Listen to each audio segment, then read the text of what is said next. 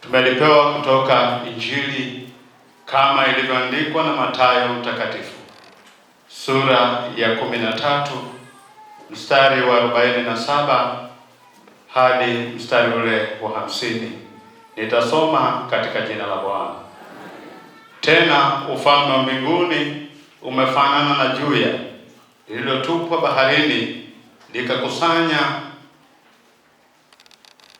likakusanya wa kila namna, hata lilipojaa walilivuta pwani, wakaketi, wakakusanya walio wema vyomboni, bali wabaya wakawatupa. Ndivyo itakavyokuwa katika mwisho wa dunia. Malaika watatokea, watawatenga waovu mbali na wenye haki, na kuwatupa katika tanuru la moto, ndiko kutakuwako kilio na kusaga meno. Amen. Mungu, tunakuinua, tunakutukuza, tunalisifu jina lako takatifu. Tunasema asante kwa kutupa siku njema ya leo ya kutafakari juu ya hukumu ya mwisho. Tunaomba kwa Roho wako Mtakatifu ukatuongoze, tukakusikie Yesu ukisema nasi, katika Kristo Yesu Bwana wetu. Amen. Wapendwa, tuketi.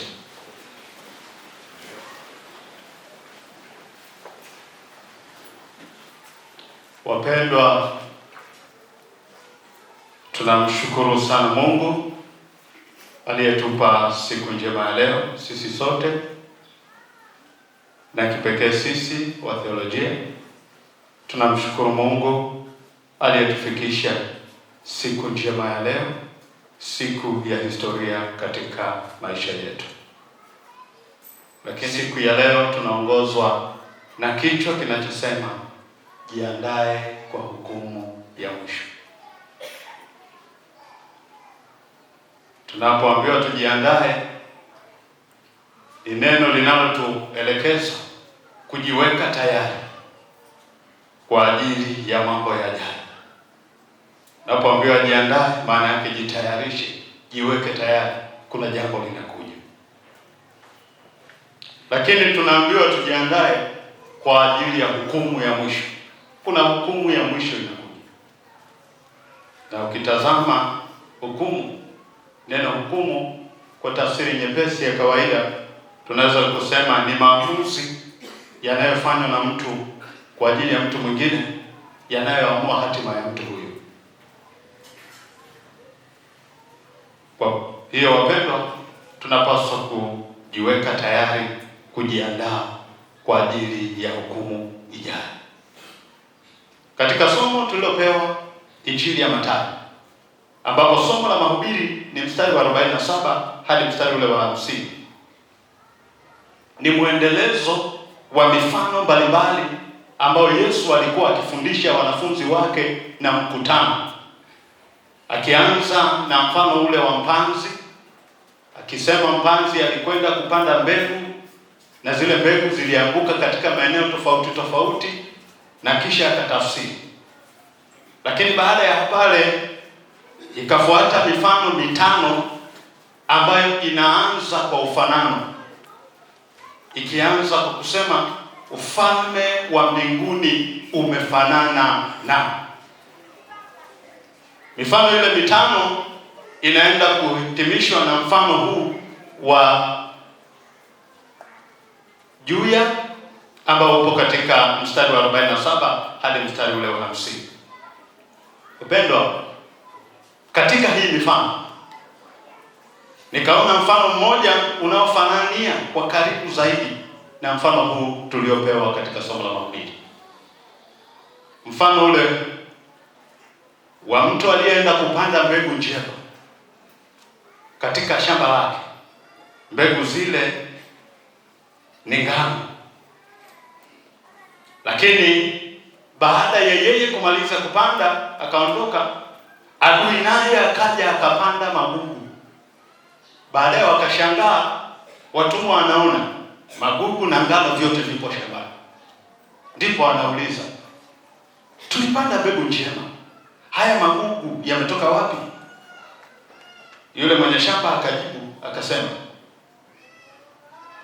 tulipolala adui ndiye aliyekuja akapanda. Lakini wale watumwa wakaomba kibali kwamba tunaomba uturuhusu basi tukayang'oe haya magugu. Mwenye shamba akakataa, akasema hapana, msiyang'oe. Inawezekana wakati mnang'oa mkang'oa magugu pamoja na ngano, viacheni vyote pamoja mpaka wakati wa mavuno. Na kwa kuwa nimetumwa Mtaya nikajifunza Kisambaa, akasema lekai ushuki na ngano vikwezanye mpaka mshi wa uluki. Akikataa kwamba yasing'olewe, asema yaache kwanza mpaka hapo baadaye. Na hii inafanana kwa kiasi kikubwa na mfano huu wa sura ya 13 mstari wa 47, ambapo katika mstari huu anataja ya kwamba ufalme wa mbinguni umefanana na mvuvi aliyetupa juya, ambayo tafsiri nyingine ya juya ni jarife au wavu wa kuvulia samaki, ambapo alipoutupa baharini alivua samaki wa kila aina. Lakini cha kufurahisha ni kwamba hakuchambulia ndani ya bahari, aliwatoa kwanza, alafu akaweka pwani, ndipo akaanza kuchambua. Na hatima yake, hatima za hii mifano miwili yote inafanana. Katika mfano ule uliotangulia alisema wakati wa mavuno tutakata zote, tukiweka tutachambua, ngano tutaweka upande wake na magugu tutayafunga matita na kuyachoma, alafu ngano itawekwa. Na hapa anaeleza kwamba ule mfano unamaanisha ya kwamba baada ya kutupa jarife, akivua samaki walio wengi wakiwekwa kwenye chombo, ndipo anapochambua. Samaki wazuri wanaweka kwenye chombo, samaki wabovu wanatupwa. Na kisha anahitimisha kwa kusema ndivyo itakavyokuwa siku ya mwisho, ambapo malaika atakuja, atatenga waovu mbali na wenye dhambi, na wale ambao ni watakatifu wenye haki wataingia katika uzima wa milele, na wale waovu wataingia katika jehanamu ya milele. Wapendwa, katika mifano hii na tukiongozwa na kichwa kinachosema tujiandae kwa hukumu ya mwisho, tunaweza kujifunza mambo mengi, lakini kipekee siku ya leo tujifunze mambo haya matatu kama ifuatavyo. Jambo la kwanza, hukumu sio ya kundi, bali ni kwa mtu mmoja mmoja. Hilo ndio fundisho la kwanza. Huyu mvuvi hakuchukua samaki wote katika ujumla wake na kuhukumu hawa ni wazuri na wale ni wabaya, bali aliwatenga, akaanza kuchambua mmoja mmoja, huyu weka huku, huyu weka kule. Wapendwa, wakati mwingine tunaweza tukajiona kwamba sisi ni watakatifu katika namna ya kundi, lakini siku ya hukumu hatutahukumiwa kwa namna ya kundi, tutahukumiwa kwa namna ya kila mtu mmoja mmoja kwa nafsi yake. Na ndio maana hata kama tumeitwa kutumika katika madhabahu ya Bwana, kila mmoja ameitwa kwa namna ya kwake, na kila mmoja amepewa wajibu kwa namna ya kwake, na kila mmoja amepewa wito kwa namna ya kwake. Maana yake kila mmoja amepewa nguvu ya namna ya kwake. Kwa hiyo adhabu haitafanana, hukumu haitafanana, kila mmoja atahukumiwa kwa kadiri ya alipewa. Bwana Yesu asifiwe. Kwa hiyo ikitokea hapa tukasema kwa kuwa sisi ni wachungaji wote mbinguni, hapana, katika wachungaji tutachambuliwa. Kama tukisema wanakwaya, katika sisi wanakwaya, kwa kuwa sisi ni kundi la wanakwaya, kwa hiyo mbinguni tutaenda, hapana, katika wanakwaya uchaguzi utafanyika. Kama sisi tukijiita ni Waluteri tunaosimamia kweli ya neno la Mungu, tukasema sisi ni watakatifu, hapana, siku ya mwisho uchaguzi utafanyika. Walio haki watawekwa uzima wa milele, na wale wenye dhambi watachomwa katika tanuru la moto. Hakuna namna nyingine. Ni wakati wa kila mmoja kujiandaa na kujiweka tayari kwa namna ya kwake mwenyewe. Bwana Yesu asifiwe. Jambo la pili tunalojifunza hapa, wapendwa, hatutaishi milele. Siku ya hukumu inakuja.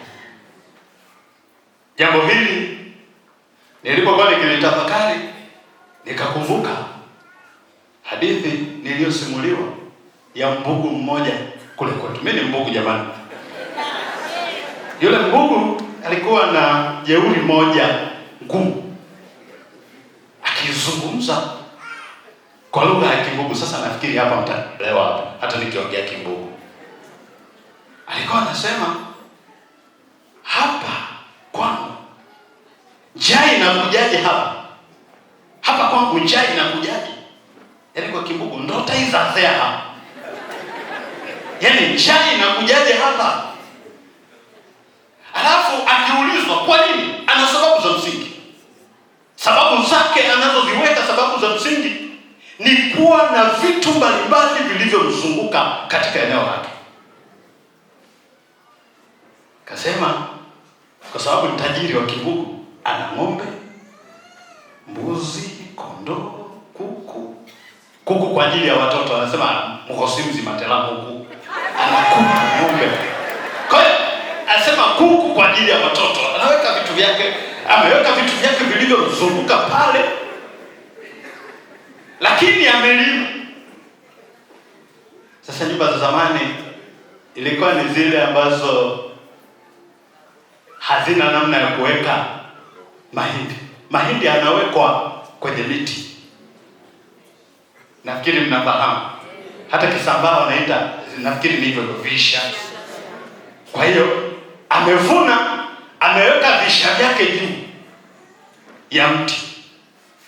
Huku kondoo, ng'ombe, mbuzi na kuku kwa ajili ya watoto wamemzunguka. Halafu shambani amepanda mihogo na viazi vitamu. Sasa anatema jeuri yake. Sema ndota izazea. Ikuza kufuma na huko, ikuza ivona ng'ombe na magonji, itakumbuka na huko. Ikuza kufuma wanga, izana na vishahemiti, itakunduka na huko. Ikuza kufuma na huko si, izana na manga na viogwe, inahuta na huko. Kwa hiyo anajaribu kujieleza kwamba yuko salama kwa sababu ya vitu alivyo navyo. Lakini cha kusikitisha, sikumkuta, nimesimuliwa. Ni hadithi. Maana yake pamoja na hivyo vyote aliondoka. Nimeikuta nikasimuliwa. Wapendwa, hii inatuonesha ya kwamba hatutaishi milele. Hatuna chochote kinachoweza kutufanya tukaishi milele. Siku ya hukumu inakuja. Kama tuna mali, kama tuna chochote tulicho nacho, tuvitumie kwa utukufu wa Mungu, tukijua ya kwamba tumepewa dhamana kwa muda. Na siku inakuja ambayo tutaondoka hapa duniani, na tutakapoondoka tutahesabiwa haki au tutahukumiwa kwa namna tulivyoishi duniani. Na tukitazama wakati huu, hata injili yenyewe imekaa kidunia katika namna ambayo watu wanafikiri tu wataishi milele. Sijui labda mimi kwa sababu niko kule Mtae, kwa sababu anasema eti kule Mtae ndio ile iliyoandikwa mtaenda huku na huko hata mwisho wa nchi. Kwamba lakini sawa, inawezekana kwa sababu niko kule. Lakini sionagi yale matangazo sana yanayoonyesha kwamba ukikuta tangazo la mtume, nabii, ina nini, alafu ukute linakaza mkazo wa kwamba utakapoonana na nabii atakusaidia, utafanya matengenezo ili uende mbinguni. Silioni kwamba utakapokutana na nabii atakufanya utubu dhambi zako zote uende mbinguni. Hapana. Tunakuta matangazo yale yakikaza msimamo wa kupata vitu na mali na vitu vya hapa duniani. Wapendwa, huu ni wakati wa kanisa la Kiluteri na sisi watumishi wake tukisimamia iliyo kweli, tukirudisha msingi wa injili ya matengenezo, ya kwamba tujiandae siku ya hukumu inakuja. Na hata Yohana Mbatizaji alipotangulia kwenye uhubiri wake katika injili yake, alipokuwa akihubiri anasema tubuni. Na sisi injili ya Kiluteri imejengwa katika msingi wa matengenezo. Ni wakati wa kufanya matengenezo, tukijua ya kwamba siku inakuja tutakayoondoka hapa duniani. Ni wakati wa kujiandaa. Bwana Yesu asifiwe. Jambo la tatu linasema tusitelekeze ngano kwa sababu kuna magugu. Tusitelekeze ngano shambani kwa sababu eti kuna magugu. Kwa tafsiri nyingine, tusiache uvuvi kwa sababu kuna samaki wabovu bahari. Kwa tafsiri nyepesi zaidi, tusiache kuisema kweli hata kama uongo umejaa. Wapendwa, katika maisha tulio nayo, katika nyakati tulizo nazo, kuna mahali kanisa kama tulilala kidogo, adui akaja akapanda magugu, kama mfano ule uliotangulia unavyoonyesha ya kwamba tulipanda mbegu njema, lakini haya magugu yametoka wapi? Akasema ni tulipolala adui akaja akapanda. Kwa hiyo wakati huu tulio nao, pengine tumelala kidogo, adui akaja akapanda injili mbovu, na ukakuta ile injili mbovu ndio inayotawala kwenye dunia. Nafika hatua wanasema hii injili ya toba, hii injili ya matengenezo hailipi mjini, ni injili isiyolipa. Lakini kwa kuwa hii ndio kweli, ni lazima tuisimamie injili ya kweli, hata kama hatuungwi mkono.